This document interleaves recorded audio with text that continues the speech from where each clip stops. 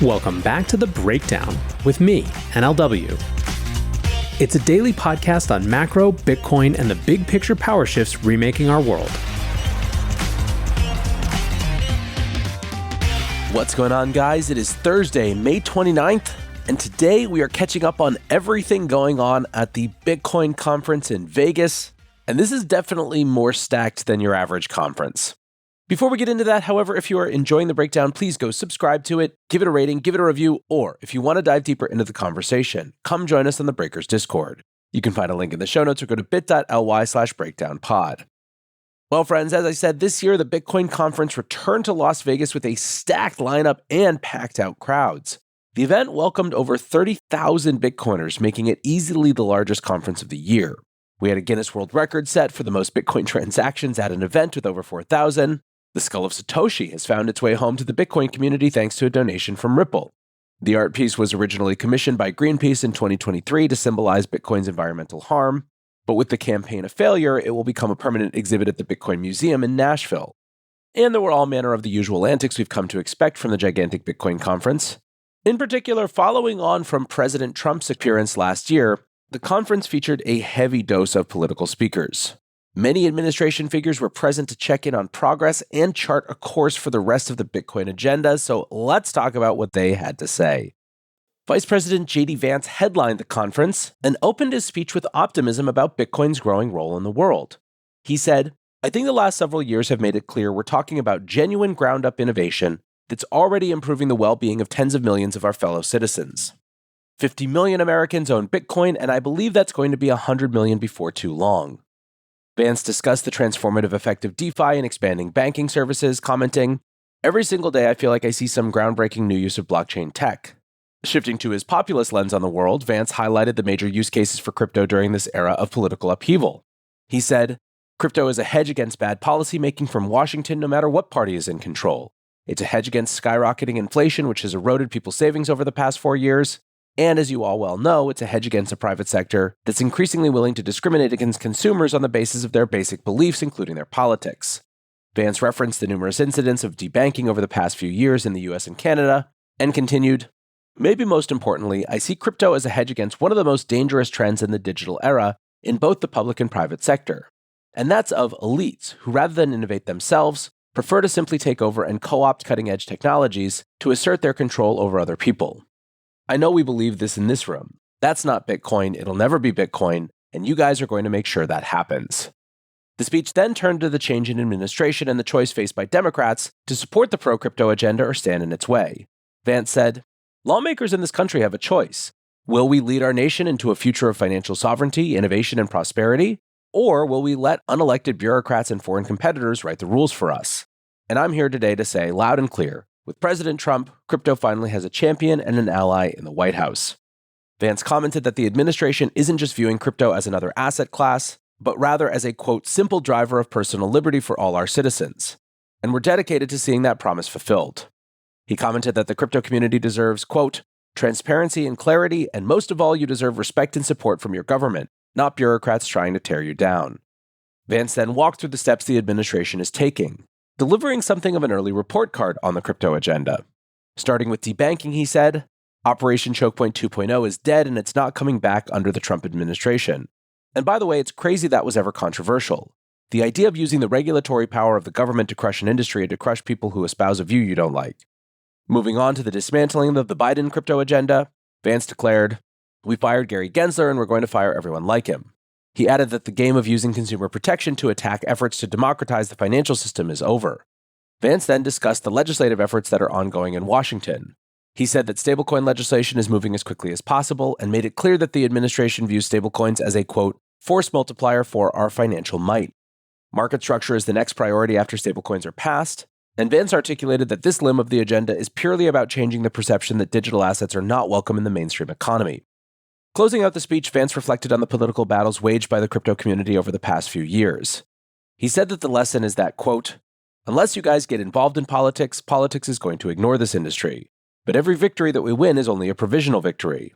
Vance positioned the choice as being between exit and voice, continuing, "A lot of people in 2024 in this community chose voice. You chose to speak up and get involved. I believe you changed the trajectory of our country because of it, but you've got to keep on choosing voice. What happens in the world of politics, what happens in the world of bureaucracy, it will affect even the most transformational and valuable technologies if we don't make the right decisions. The first thing I would ask of you is to take that momentum of your political involvement in 2024 and carry it forward to 2026 and beyond. Don't ignore politics because I guarantee you, politics is not going to ignore this community, not now and not in the future. A few big themes stood out from the speech, especially comparing it to President Trump's address at last year's conference. Vance wasn't talking about what the administration could do for Bitcoiners. Sure, he was presenting the report card from the first 100 days of the crypto agenda, but the main thrust was that this agenda needs to be a partnership between the Bitcoin community and the administration. He emphasized that there needs to be a two-way relationship with Bitcoiners on policy design and political pressure in order to make continued progress. Largely, the speech was a call to remain engaged and not assume the political battles are over. Secondly, this was a far more populist speech than we got from Trump last time around. Vance continually positioned himself alongside the Bitcoin community in fighting the bureaucrats, lawmakers, and the elite. He discussed the need to keep the pressure up to achieve the full agenda. But Vance also positioned Bitcoin as freedom technology to protect everyday people against the tyranny of the state. In other words, the speech wasn't just about Bitcoin policy for Bitcoiners, it was about Bitcoin having a core role to play in Vance's particular populism. One of the critiques that people had, which wasn't particularly loud because, hey, when the leading presidential candidate was on your team, you didn't ask too many questions. But still, for some, when it came to Trump, the Bitcoin alliance seemed a bit like a marriage of convenience. Yes, there was some level of genuine interest, especially when you went beyond Trump himself to his family and to his inner circle. But if anyone had a critique, it was that the arrangement could feel at times transactional. In contrast, Vance is definitely attempting to position himself as a leader among the Bitcoin community, rather than an outsider representing its interests in Washington. He made sure to mention that he still owns a fair amount of Bitcoin, which created one of the big headlines circulating yesterday. He also argued that Bitcoin will become a strategically important asset for the United States over the next decade. And as usual, I'm not here to talk about Vance's politics in general, but there is no doubt that he is trying to position himself with this community with an eye to future political campaigns. Another big event from the show was crypto czar David Sacks sitting down for a fireside chat with Gemini co-founders, the Winklevoss twins. Sacks said, "Blockchain, Bitcoin, crypto, this is the financial system of the future. We want this innovation happening in the United States. We don't want it driven offshore." Notably, there was a discussion of the Bitcoin Strategic Reserve and whether we'll actually see Bitcoin purchases anytime soon. Sacks said that there was a pathway to acquiring more Bitcoin, adding, "The executive order establishing the Strategic Bitcoin Reserve does allow the government to purchase more if it can be done in a budget-neutral way. Specifically, if either the Commerce Department or the Treasury Department can figure out how to fund it without adding to the debt, then they are allowed to create these programs." Sacks commented that it's really down to the department heads Howard Lutnick and Scott Besson to figure it out. He added, "I can't promise anything, but there is a pathway to doing that. The question is just, can we get either the Treasury Department or the Commerce Department to get excited about that? Because if they do and they can figure out how to fund it, they actually do have the presidential authorization ready." Some analysts had been hoping for a big BSR announcement at the conference, given that several deadlines from the executive order have expired already. Sacks didn't really add any new information, but his comments seemed to reinforce that the reserve is still on the agenda. Sacks also ticked off the administration's achievements and provided a roadmap for what to expect in the second half of the year.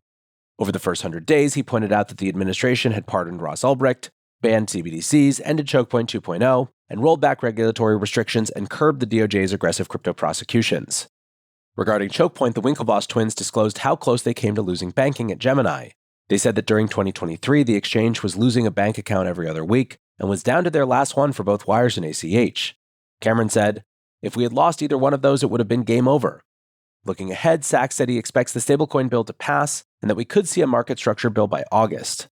He commented that the administration is aiming to lock in reforms to prevent a regulatory backflip in the future, adding, "We've been moving so fast to correct all these things in terms of the legislation that's moving on Capitol Hill, the agencies and departments.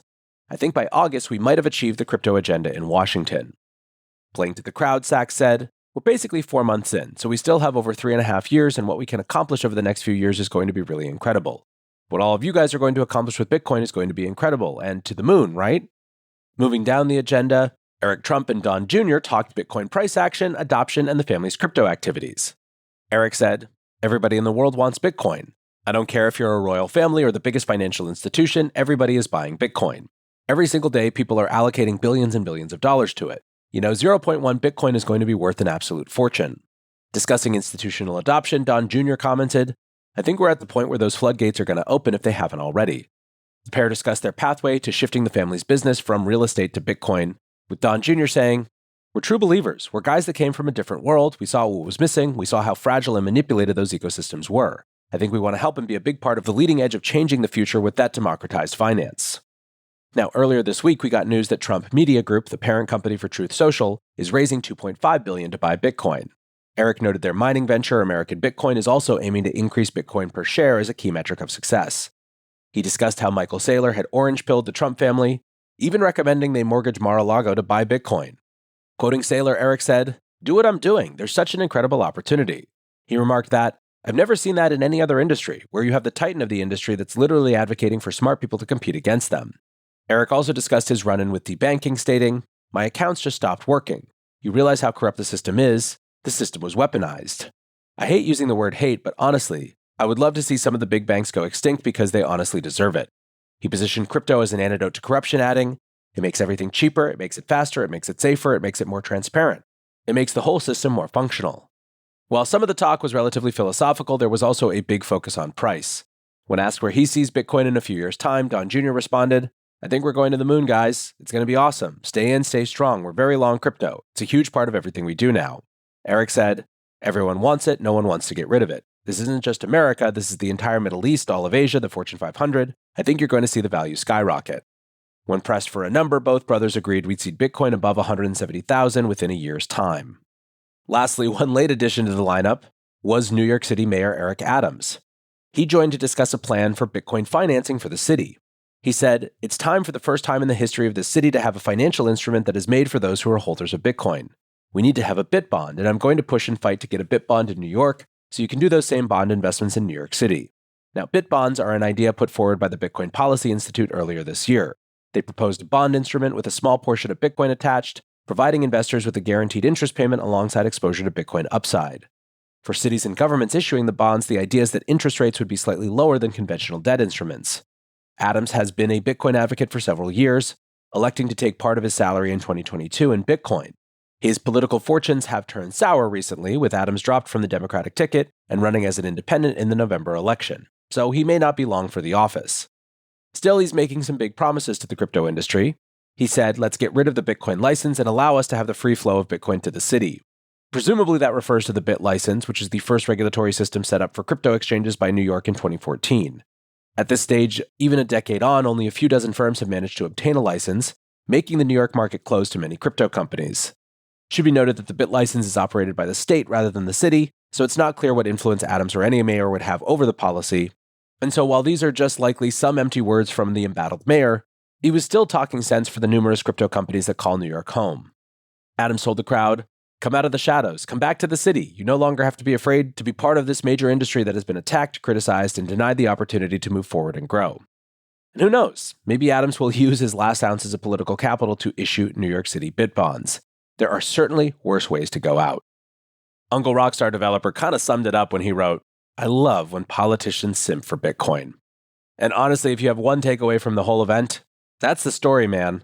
Not a bad turn of fortunes. Interesting to see how the politicians are positioning themselves vis-a-vis Bitcoin. For now, that is going to do it for today's breakdown. Appreciate you listening as always, and until next time, be safe and take care of each other. Peace